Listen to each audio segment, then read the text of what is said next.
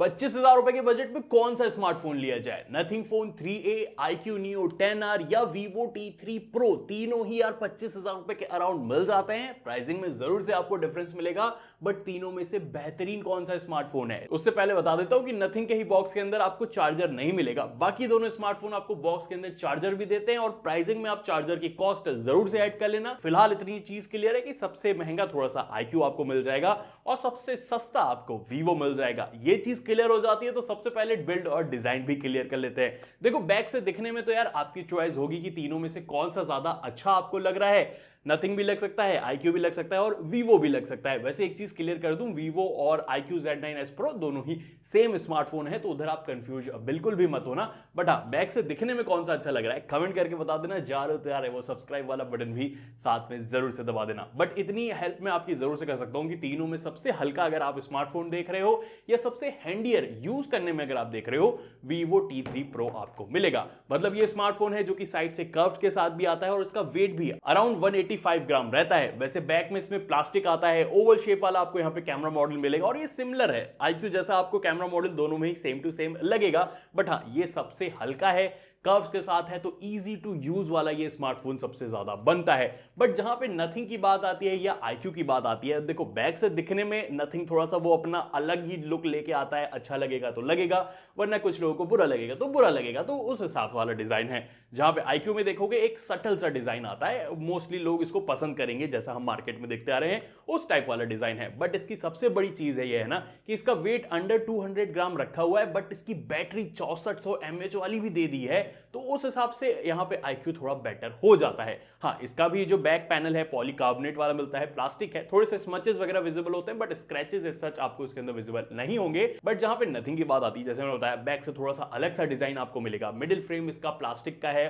Back में आपको यहाँ पे ग्लास मिल जाता है। अभी तक मुझे इसके अंदर कोई स्क्रैचेस वगैरह भी विजिबल नहीं हुए, बिना कवर वगैरह के यूज कर रहा हूं, मतलब बॉक्स में तो आता नहीं है, अलग से बाय करना पड़ेगा। बट हाँ, बिल्ड आपको अच्छी यहाँ पे मिल जाएगी। बट ये चीज ध्यान रखना, इसके अंदर सबसे छोटी बैटरी और ये सबसे हैवियर साइड में, अराउंड 202 ग्राम इसका वेट है और हाथ में भी ये फील होता है कि यस, थोड़ा चौड़ा और बड़ा स्मार्टफोन आप यूज कर रहे हो। बट वहीं पे डिजाइन के साथ साथ टफ बिल्ड की बात रही, किसमें तगड़ी मिलती है। आपको नथिंग पैंडा ग्लास की प्रोटेक्शन देता है, जहां पे Vivo आपको शॉर्ट सेंसेशन ग्लास की प्रोटेक्शन देता है, और वही सेम प्रोटेक्शन आपको iQOO के अंदर भी मिलती है।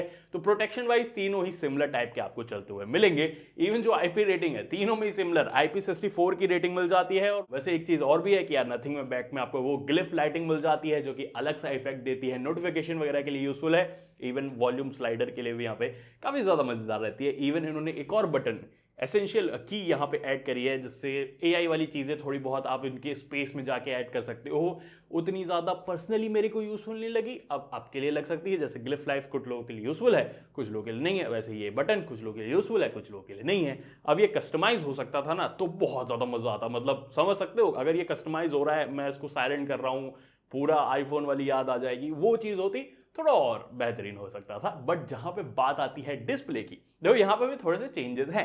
जैसे कि नथिंग में आपको फ्लैट डिस्प्ले मिलती है, iQOO में फ्लैट डिस्प्ले है, बट Vivo में आपको कर्व डिस्प्ले मिलती है। अब देखो तीनों का साइज ऑलमोस्ट इक्वल है, 6.7 इंच के अराउंड आपको मिल जाएगा और तीनों में ही एमुलेट डिस्प्ले आपको मिलती है। बट यस, नथिंग और जो Vivo है दोनों में फुल HD+ वाली डिस्प्ले, जहां पे iQOO में 1.5 की रेजोल्यूशन वाली डिस्प्ले, थोड़े से ज्यादा शार्पर डिटेल्स कलर्स इसके अंदर निकल के आते हैं। वैसे कलर्स वगैरह अगर मैं आपको साइड बाय साइड दिखाऊं, तीनों में ही आपको अच्छे मिल जाएंगे। हाँ, तीनों थोड़े थोड़े से बूस्टेड करते हैं कलर्स वगैरह को। Vivo और iQOO थोड़े ज्यादा ही स्किन्स वगैरह को रेड टोन में डाल देता है, वहां पे नथिंग थोड़ा सा ज्यादा बेटर लगता है। बट हाँ, ओवरऑल अगर आप देखोगे थोड़ा सा शार्पनेस वगैरह, थोड़े से ज्यादा डीपर ब्लैक्स अगर आप देखोगे, iQOO में थोड़े ज्यादा मुझे लगे हैं। कंटेंट वॉचिंग एक्सपीरियंस थोड़ा सा बेटर यहाँ पे रहेगा, बहुत बड़ा वाला डिफरेंस आपको फील नहीं होने वाला है। बट हाँ, वैसे अगर आप बेजल्स वगैरह भी देखोगे ना, तीनों में ऑलमोस्ट पतले मिल जाते हैं। सबसे ज्यादा पतला मुझे iQOO में लगा है, सेकंड में Vivo एंड थर्ड में आपको यहाँ पे नथिंग मिलेगा। नथिंग में थोड़े से यूनिफॉर्म टाइप वाले बेजल्स यहाँ पे रहते हैं। वैसे तीनों में इन डिस्प्ले वाला फिंगरप्रिंट सेंसर मिलता है, तीनों ही आराम से अनलॉक हो जाते हैं, फास्टर है, एनिमेशन थोड़े से बेटर नथिंग के लगते हैं।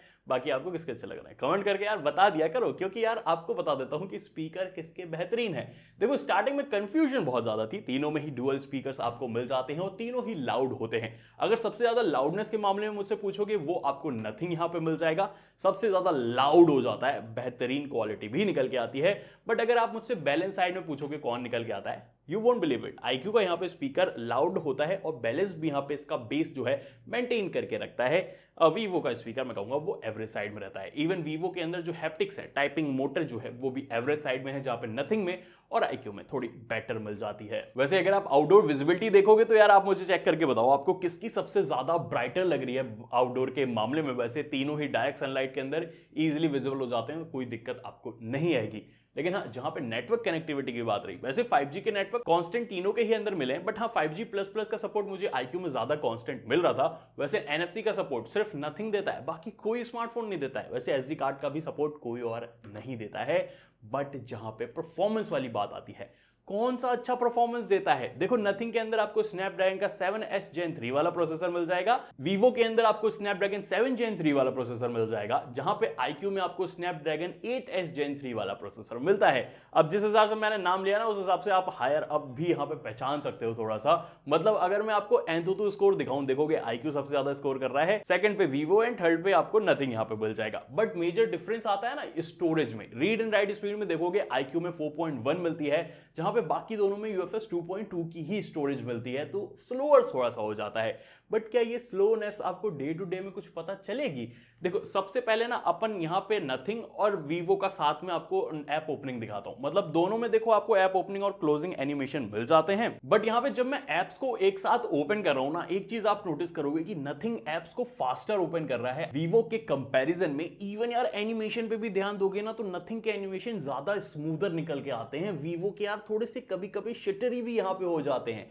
ऐप ओपनिंग क्लोजिंग एनिमेशन का जो इन्होंने कॉम्बिनेशन बैठाया है, ऑप्टिमाइजेशन किया है, वो नथिंग की काबिले तारीफ वाली चीज मैं कहूंगा यहाँ पे इन्होंने UFS 2.2 के साथ भी करी हुई है। मतलब एक्चुअली में अगर मैं आपको iQOO Neo 10R के साथ भी दिखाऊंगा ना, तो यहाँ पे भी देखो एनिमेशन नथिंग के कितने स्मूथ निकल के आते हैं। मतलब पूरी तरीके से टक्कर ये iQOO को दे रहा है। बट ऑफकोर्स iQOO में जो एप्लीकेशन है थोड़े ज्यादा फास्टर ओपन हो जाते हैं। अब उसमें भाई पावरफुल चिपसेट है, थोड़ा सा तो दिखेगा ही ना, वो चीज आपको यहाँ पे जरूर से रहती है। बट स्टिल नथिंग ने एनिमेशन वगैरह में काफी इंप्रूवमेंट करा है, और इतना तो कहूंगा Vivo T3 Pro से ज्यादा बेटर एनिमेशन वगैरह निकल के आते हैं। इवन दोनों में UFS 2.2 स्टोरेज है। आपको मैं कैमरा ओपन करके दिखाता हूं, देखो नथिंग ने फास्टर ओपन करा। फोटो क्लिक करके आपको बैकग्राउंड टास्क में भी दिखाता हूं, देखो नथिंग ज्यादा पहले रेंडर कर लेता है इमेज को, तो थोड़ा सा फास्टर ऑप्टिमाइज्ड आपको नथिंग यहां पे मिलेगा। मतलब एक्चुअली में आप Geekbench का स्कोर यहां पे देखो, iQOO आपको सबसे आगे जाता हुआ मिलेगा, नथिंग आपको सेकंड नंबर पे एंड Vivo थर्ड नंबर पे आ जाता है। वैसे हाँ, CPU थ्रॉटलिंग की जहां पे बात आती है, ऑफकोर्स iQOO जो है 90% के साथ यहां पे स्कोर करता है, ग्रीन ग्राफ है। इवन अगर आप Vivo में देखोगे थर्मल डिटेक्ट ही नहीं करता है, नथिंग में भी अराउंड 90% यहां पे रहता है। बट वो ऑप्टिमाइजेशन नॉर्मल यूज तक ही रहता है। मतलब एक्चुअली में अगर मैं यहाँ पे हैवी चीजों में आऊं, जैसे गेमिंग की बात करते हैं, देखो तीनों में आपको BGMI में अलग अलग सेटिंग मिलती है। जैसे iQOO में 120 FPS अनलॉक आपको मिल जाएगा, Vivo में आपको 60 FPS अनलॉक मिलता है, बट नथिंग में 90 FPS अनलॉक मिलता है। ये इंफीरियर चिपसेट है Vivo से, स्टिल 90 FPS इसके अंदर अनलॉक किया है। Vivo ने क्यों नहीं किया मुझे अभी तक समझ में नहीं आया, क्योंकि Vivo 60 FPS के अंदर बहुत टिक के गेमिंग करा देता है, बिना हीटिंग के बहुत लगातार गेमिंग इसके अंदर आप टिक के जो 60 FPS वाली है बहुत आराम से कर सकते हो। It's a very good device for 60 FPS gaming. But still वहीं पे बात जैसे कि नथिंग की आती है, 90 FPS अनलॉक जरूर से है। देखो कैजुअल गेमिंग TDM वगैरह वाली करनी है, टाइम पास वाली, 90 FPS ये आराम से करा देगा। बट हाँ, आपको अगर आप हैवी गेमिंग करते हो तो ड्रॉप भी इसके अंदर तगड़ा होता है, 40 से 45 FPS तक गिरते हुए मैंने इसके अंदर देखा हुआ है। तो एक्चुअली में अगर इन दोनों में गेमिंग अगर आप पूछोगे तो Vivo जो है ज्यादा बेटर गेमिंग कराता है। But of course I don't think यार किसी को डाउट होना चाहिए कि iQOO Neo 10R is the best gaming device जो इस प्राइस रेंज के अंदर आप ले सकते हो। 120 FPS वाली, 90 FPS वाली एकदम टिक के गेमिंग करा देता है। बट एक और जगह जो नथिंग आपको अच्छा चीज देता हुआ मिलेगा वो है सॉफ्टवेयर। अब देखो क्लियर करता हूं, तीनों में ही Android 15 आपको फिलहाल आउट ऑफ द बॉक्स मिल जाएगा। नथिंग और iQOO के अंदर 3+4 इयर्स का सॉफ्टवेयर अपडेट प्रॉमिस भी आपको मिल जाएगा। जहां पे iQOO की बात होती है, देखो Android 14 के साथ आया था, इसमें 2+3 इयर्स का प्रॉमिस था, एक ऑलरेडी मिल गया Android 15, तो अब बस एक ही मेजर अपडेट इसके अंदर बचा है, तो एक थोड़ा सा ये पीछे हो जाता है। और नथिंग एक और जगह आगे होता है, वो है क्लीन सॉफ्टवेयर एक्सपीरियंस। कोई एडवेयर नहीं, कोई फालतू के ब्लोटवेयर या प्री इंस्टॉल्ड फालतू वाले एप्लीकेशन नहीं मिलते हैं, जहां पे iQOO में आपको मिल जाएंगे। और Vivo में तो बहुत सारे भर के आपको इसके अंदर मिलते हैं, हॉट एप्स हॉट गेम्स भी मिलते हैं जिनको आपको अनइंस्टॉल करना पड़ेगा। और इसके नोटिफिकेशन ऐप मार्केट के iQOO और Vivo के अंदर दोनों में ही आते हैं जिनको आपको टर्न ऑफ करना पड़ेगा। वो आप करोगे, उसके बाद आपकी UI जरूर से शांत हो जाएगी। बट उसके बाद जो लुक वाइज वाली चीज आती है, अगर आपको नोटिफिकेशन पैनल भी दिखाऊंगा तो नथिंग का देखो स्टॉक के साथ थोड़ा इनका अलग सा मसाला डला हुआ है, जहां पे जो Vivo है, जो IQ है, सिमिलर स्टॉकिश वाली जो UI है उस टाइप का थोड़ा सा लेके आता है, थोड़ा सा ओल्ड फैशन यहाँ पे लगता है। बाकी अगर आप फीचर्स वगैरह या कस्टमाइजेशन की भी बात करोगे, तीनों में ही आपको लॉक स्क्रीन के भी कस्टमाइजेशन थोड़े बहुत यहाँ पे मिल जाते हैं, डेप्थ इफेक्ट के साथ अलग अलग क्लॉक वगैरह आप यहाँ पे चेंज कर सकते हो। बट हाँ, जो नथिंग है उसके अंदर और भी ज्यादा होम स्क्रीन की कस्टमाइजेशन वगैरह आती है, चाहे वो विजिट के हो, कलर्स वगैरह के हो, अलग अलग चीज आप इसके अंदर काफी ज्यादा नथिंग में कस्टमाइज कर सकते हो। नथिंग OS ना एक अलग ही लीक में अपनी चलती है भाई, सही में मैं आपको बताऊंगा। वैसे हाँ, तीनों के अंदर ऐप लॉक करना हो, ऐप को हाइड करना हो, क्लोन बनाना हो ऐप्स का, आपको ऑप्शन मिल जाएगा। इवन कॉल रिकॉर्डिंग करनी हो चुपके से, तीनों में ही कर सकते हो। नथिंग में बस इनका विजिट आप डाल लेना, व्हाट्सएप की भी आपको कॉल रिकॉर्डिंग ये चुपके से करा देगा। बट हाँ, अगर आप AI फीचर्स के बारे में पूछो तो यहाँ पे नथिंग थोड़ा सा पीछे हो जाता है। मतलब देखो, तीनों के ही अंदर आपको सर्कल टू सर्च का ऑप्शन मिल जाता है, ये काफी सही चीज लगी। बट हाँ, जैसे आप AI इरेजर वगैरह की बात करोगे, जो Vivo है, जो IQ है, दोनों के गैलरी एप्लीकेशन के अंदर दोनों का AI इरेजर का ऑप्शन मिलता है। नथिंग रीडायरेक्ट करता है गूगल फोटोज पे, तो वहां पे प्रीमियम अगर आपके पास है तो ज्यादा बेटर वर्क करेगा, नॉर्मल में उतना अच्छा वर्क नहीं करता है, जहां पे Vivo और IQ काफी बेटर AI चीजों में लेके आते हैं। इवन IQ के अंदर AI नोट्स हो गया, आपको ऑप्शन मिल जाएगा, आपको ट्रांसलेशन है कॉल के टाइम उसका भी ऑप्शन मिल जाएगा।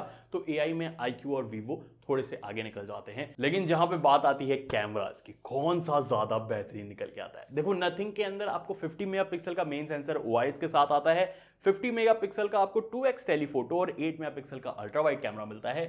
Vivo T3 Pro के अंदर आपको 50 मेगापिक्सल का मेन सेंसर और 8 मेगापिक्सल का आपको अल्ट्रा वाइड कैमरा मिल जाएगा, जहां पे IQ में आपको 50 मेगापिक्सल का मेन सेंसर और 8 मेगापिक्सल का अल्ट्रा वाइड कैमरा मिल जाएगा। अब सेल्फी कैमरा वाइज यार, नथिंग में आपको 32 मेगापिक्सल का मिलता है, Vivo में 16 मेगापिक्सल का है एंड 32 मेगापिक्सल का आपको IQ में भी मिल जाएगा। अब देखो, सबसे पहले अल्ट्रा वाइड कैमरा की बात करी जाए, देखो तीनों में ठीक ठाक सही शॉट्स वगैरह यहाँ पे क्लिक होते हैं, तीनों का HDR मैनेजमेंट भी एवरेज टाइप का आपको मैं कहूंगा ओवरऑल यहाँ पे रहता है, डिटेल्स वगैरह भी आपको यहाँ पे ठीक ठाक सी यहाँ पे मिल जाती है। वैसे कलर्स या लाइट कंट्रोल के मामले में मैं कहूंगा नथिंग ने यहाँ पे अल्ट्रा वाइड में थोड़ा बेटर यहाँ पे वर्क करा है Vivo और IQ के कंपैरिजन में, तो थोड़ा सा बेटर यहाँ पे हो जाता है। बट जहाँ पे मेन सेंसर की बात आती है, बहुत ज्यादा इंटरेस्टिंग रिजल्ट निकल के आए। देखो डे लाइट के अंदर अगर मैं कंपेयर करूँ ना, तीनों में आपको डिटेल्स वगैरह ठीक ठाक सी यहाँ पे मिल जाती है, थोड़ी ज्यादा बेटर आपको Neo 10R के अंदर मिलेगी। बट अगर आप Vivo और नथिंग में यहाँ पे कंपेयर करोगे ना, तो डे लाइट के अंदर नथिंग की थोड़ी सी ज्यादा बेटर डिटेल निकल के आती है। वैसे कलर्स वगैरह साइड तीनों ही थोड़े से पंचियर कलर्स यहाँ पे प्रोड्यूस करते हैं,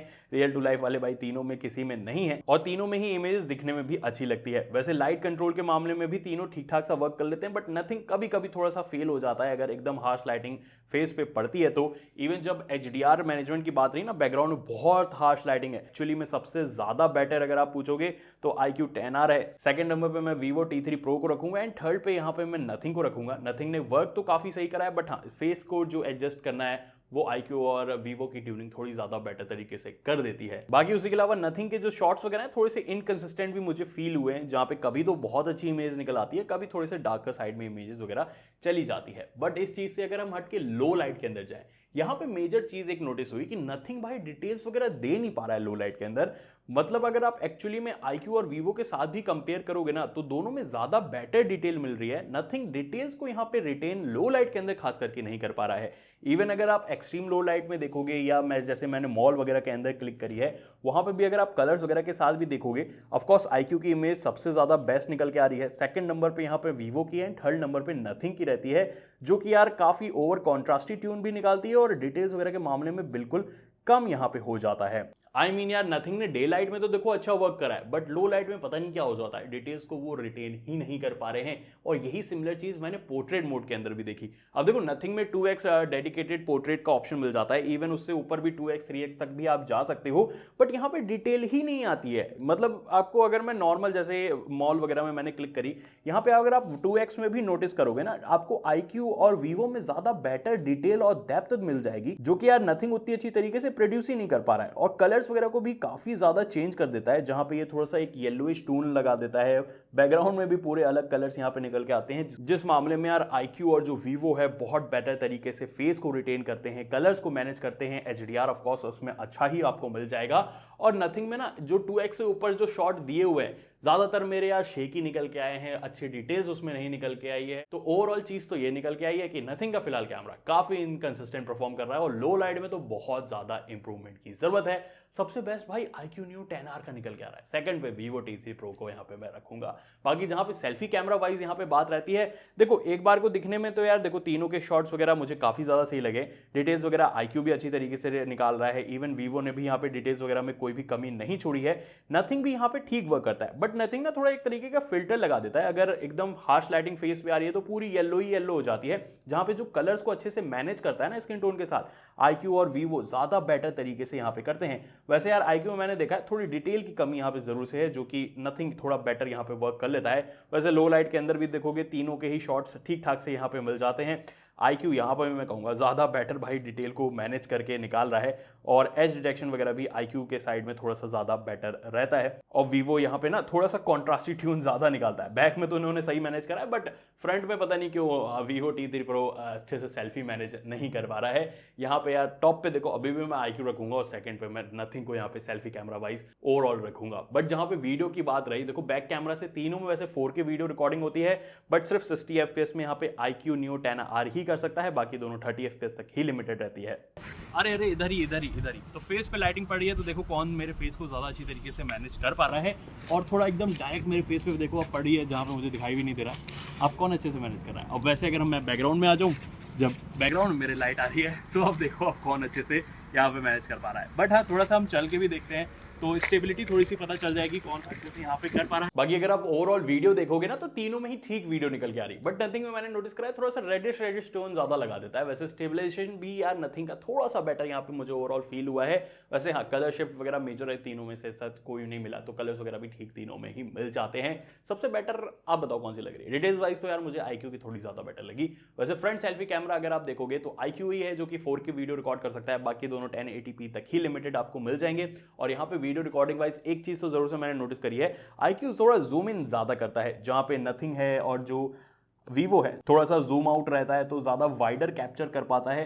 जहां पे नथिंग की जो इमेजेस है थोड़ी सी ज्यादा बेटर लगी, बट इसमें हाँ येलोइश टोन लग जाता है, जहां पे कूलर टोन थोड़ा सा ना आपको Vivo के अंदर मिल जाएगा। तो Vivo की वीडियो फ्रंट सेल्फी कैमरा में ठीक है, बट सबसे बेस्ट आई थिंक नथिंग की यहाँ पे फ्रंट सेल्फी में निकल के आती है। बट ये 4K होती ना और भी ज्यादा मजा आ जाता है, क्योंकि 4K में क्वालिटी थोड़ी सी बेटर iQOO देता है, बट iQOO बहुत ज्यादा जूम इन कर रहा है, पता नहीं क्यों, जबकि कोई स्टेबलाइजेशन वगैरह अलग से मोड ऑन नहीं किया है मैंने, तो ये थोड़ी सी चीज रहती है।